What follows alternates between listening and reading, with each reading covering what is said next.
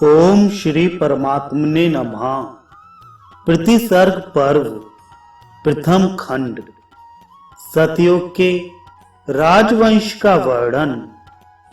भगवान नर नारायण के अवतार स्वरूप भगवान श्री कृष्ण एवं उनके सखा नरश्रेष्ठ अर्जुन उनकी लीलाओं को प्रकट करने वाली भगवती सरस्वती तथा उनके चरित्रों का वर्णन करने वाले वेद व्यास को नमस्कार कर अष्टादश पुराण, रामायण और महाभारत आदि जय नाम से व्यपदिष्ट ग्रंथों का वाचन करना चाहिए।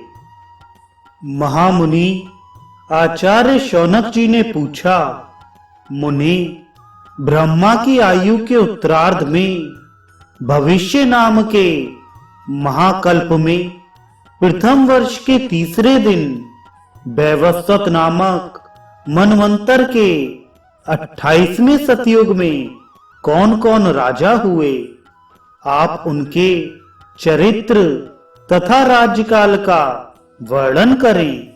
सूत जी बोले, श्वेत बराह कल्प में ब्रह्मा के वर्ष के तीसरे दिन 7वें मुहूर्त के प्रारंभ होने पर महाराज वैवस्वत मनु उत्पन्न हुए। उन्होंने सरयू नदी के तट पर दिव्य 100 वर्षों तक तपस्या की और उनकी छींक से उनके पुत्र रूप में राजा इक्ष्वाकु का जन्म हुआ। ब्रह्मा के वरदान से उन्होंने दिव्य ज्ञान की प्राप्ति की। राजा इक्ष्वाकु भगवान विष्णु के परम भक्त थे। उन्हीं की कृपा से उन्होंने 36,000 वर्षों तक राज्य किया। उनके पुत्र विकुक्षी हुए अपने पिता इक्ष्वाकु से 100 वर्ष कम अर्थात 35,900 वर्षों तक राज्य करके वे स्वर्ग पधार गए। उनके पुत्र रिपुजन्य हुए और उन्होंने भी पिता विकुक्षी से 100 वर्ष कम अर्थात 35,800 वर्षों तक राज्य किया। उनके पुत्र ककुत्स हुए। उन्होंने 35,700 वर्षों तक राज्य किया। उनके पुत्र अनेना हुए। उन्होंने 35,600 वर्षों तक राज्य किया। अनेना के पुत्र पृथु नाम से विख्यात हुए। उन्होंने 35,500 वर्षों तक राज्य किया और उनके पुत्र विश्वगश्व हुए। उन्होंने 35,400 वर्षों तक राज्य किया। उनके पुत्र अद्रि हुए। उन्होंने 35,300 वर्षों तक राज्य किया। उनके पुत्र भद्राश्य हुए, जिन्होंने 35,200 वर्षों तक राज्य किया। राजा भद्राश्य के पुत्र युवनाश्य हुए। उन्होंने 35,100 वर्षों तक राज्य किया। उनके पुत्र श्रीवस्त हुए। इन्होंने श्रावस्ती नाम की नगरी बसाई थी। उस समय सतयुग में समग्र भारतवर्ष में धर्म अपने तप, शौच, दया तथा सत्य चारों चरणों से विद्यमान था। इन सभी इक्ष्वाकु वंशी राजाओं ने उदयाचल से अस्ताचल पर्यंत संपूर्ण पृथ्वी पर नीत एवं धर्म पूर्वक राज्य किया। महाराज श्रावस्त ने 35,000 वर्षों तक राज्य किया। उनके पुत्र वृद्धश्य हुए। उन्होंने 34,900 वर्षों तक राज्य किया।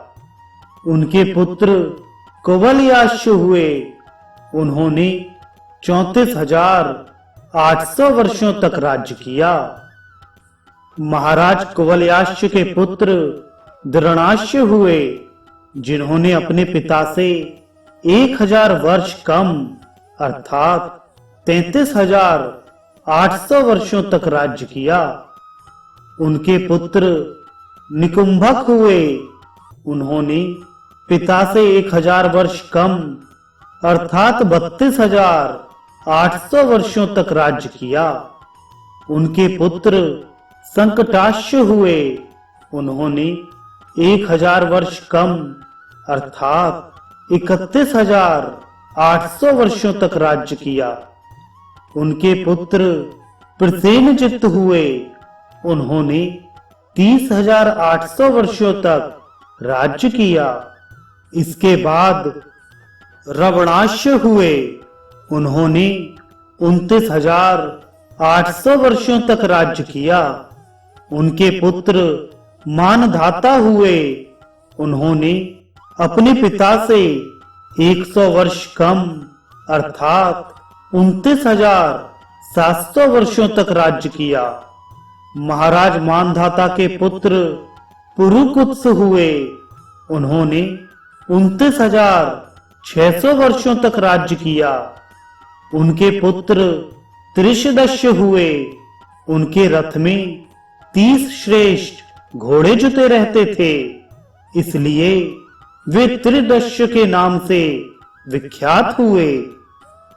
राजा त्रिशदस्य के पुत्र अनरण्य हुए, उन्होंने 28,000 वर्षों तक शासन किया। महाराज अनरण्य के पुत्र प्रशदस्य हुए, वे 6,000 वर्षों तक राज्य करके अंत में पृथ्वीलोक को चले गए। अनंतर हर्ष्य नाम के राजा हुए, उन्होंने राजा प्रशदस्य से 1000 वर्ष कम अर्थात 5,000 वर्षों तक राज्य किया। उनके पुत्र वसुमान हुए, उन्होंने उनसे 1000 वर्ष कम अर्थात 4,000 वर्षों तक राज्य किया। तदनंतर उनको त्रिधनवा नाम का पुत्र हुआ, उसने अपने पिता से 1000 वर्ष कम अर्थात 3,000 वर्षों तक राज्य किया। तब तक भारत में सतयुग का द्वितीय पाद समाप्त हो गया। महाराज त्रिधनवा के पुत्र त्रय्यारुणी हुए, वे अपने पिता से 1000 वर्ष कम अर्थात 2000 वर्षों तक राज्य करके स्वर्ग चले गए। उनके पुत्र त्रिशंकु हुए और उन्होंने मात्र 1000 वर्ष राज्य किया। छद्म के कारण राजा त्रिशंकु हीनता को प्राप्त हुए। उनके पुत्र हरिश्चंद्र हुए, इन्होंने 20,000 वर्षों तक राज्य किया। उनके पुत्र रोहित हुए, उन्होंने पिता के समान ही राज्य किया। उनके पुत्र का नाम हारित था। राजा हारित ने भी पिता के समान ही दीर्घ काल तक राज्य किया। उनके पुत्र चंचुभूप हुए, पिता के तुल्य वर्षों तक उन्होंने राज्य किया। उनके पुत्र विजय हुए, इन्होंने भी पिता के तुल्य वर्षों तक राज्य किया। उनके पुत्र रूख हुए, उन्होंने भी पिता के तुल्य वर्षों तक राज्य किया। ये सभी राजा विष्णु भक्त थे एवं इनकी सेना बहुत विशाल थी। उनके राज्य में मणि स्वर्ण की समृद्धि तथा प्रचुर धन संपत्ति सभी को सुलभ थी। उस समय सतयुग का पूर्ण धर्म विद्यमान था। सतयुग के तृतीय चरण के मध्य में राजा रुरुक के पुत्र महाराज सगर हुए। वे शिव भक्त तथा सदाचार संपन्न थे। उनके एक रानी से उत्पन्न 60,000 पुत्र सागर नाम से प्रसिद्ध हुए। मुनियों ने 30,000 वर्षों तक उनका राज्यकाल माना है। कपिल मुनि के शाप से सगर पुत्र नष्ट हो गए। दूसरी रानी से असमंजस नाम का एक पुत्र हुआ। उनके पुत्र अंशुमान हुए। उनके दिलीप और दिलीप के पुत्र भगीरथ हुए, जिनके द्वारा पृथ्वी पर लाई गई गंगा भागीरथी नाम से प्रसिद्ध हुई। भगीरथ के पुत्र श्रुतसेन हुए। महाराज सगर से श्रुतसेन तक सभी राजा शैव थे। श्रुतसेन के पुत्र नाभाग तथा नाभाग के पुत्र राजा अम्बरीश अत्यंत प्रसिद्ध विष्णु भक्त हुए, जिनकी रक्षा में सुदर्शन चक्र रात दिन नियुक्त रहता था। तब तक भारत में सतयुग का तीसरा चरण समाप्त हो चुका था। सतयुग के चतुर्थ चरण में महाराज अम्बरीश के पुत्र सिंधुदीप हुए। उनके पुत्र अयुताश्य, अयुताश्य के पुत्र ऋतुपर्ण, उनके पुत्र सर्वकाम तथा उनके पुत्र कलमाशपाद हुए। कलमाशपाद के पुत्र सुदास को वशिष्ठ जी के आशीर्वाद से मदयंती से उत्पन्न अश्मक सौदास नाम का पुत्र प्राप्त हुआ। सौदास तक के ये 7 राजा वैष्णव कहे गए हैं। गुरु के श्राप से सौदास ने अंगों सहित अपना संपूर्ण राज्य गुरु को समर्पित कर दिया। गोकर्ण लिंग भक्त शैव कहा जाता है। राजा अश्मक के पुत्र हरिवर्मा साधुओं के पूजक थे। उनके पुत्र दशरथ प्रथम हुए। उनके पुत्र दिलीप प्रथम हुए। उनके पुत्र विश्वासह हुए। उन्होंने 10,000 वर्षों तक राज्य किया। उनके अधर्म आचरण के कारण उस समय 100 वर्षों तक भयंकर अनावृष्टि हुई, जिससे उनका राज्य विनष्ट हो गया। और रानी के आग्रह करने पर महर्षि वशिष्ठ ने यत्न कर यज्ञ के द्वारा खटांग नामक पुत्र उत्पन्न किया।